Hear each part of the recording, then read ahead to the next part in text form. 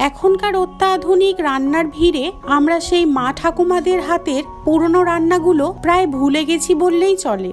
এমনও অনেক বাড়ি রয়েছে যেখানে এই কর্মব্যস্ত জীবনে রান্না করাটাই বিশাল চাপের একটা ব্যাপার। তবে জীবনে চলার পথে সুস্থভাবে বাঁচতে গেলে ঘরে তৈরি রান্না আমাদের স্বাস্থ্যের পক্ষে সবচেয়ে উপযোগী। তাই ঠাকুমা দিদিমাদের আমল থেকে চলে আসা এই সিম্পল ডালের রেসিপিটা খুব সহজেই অল্প সময়ে বাড়িতে কিভাবে বানিয়ে নেওয়া যাবে সেটাই আজকে তোমাদের সাথে শেয়ার করছি। প্রথমে মুসুর ডালকে নুন, হলুদ আর টমেটো দিয়ে ভালো করে সিদ্ধ করে নিতে হবে। তাতে শুকনো লঙ্কা, কালো জিরে এবং কালো সর্ষে ফোড়ন দিয়ে কেটে রাখা মূলোগুলো হালকা ভেজে নেব।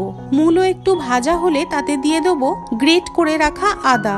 আগে থেকে সিদ্ধ করে রাখা ডাল দিয়ে তাতে সামান্য একটু মিষ্টি এবং ওপর থেকে ধনেপাতা ছড়িয়ে দিলেই তৈরি এই মূলো দিয়ে মুসুর ডালের রেসিপি।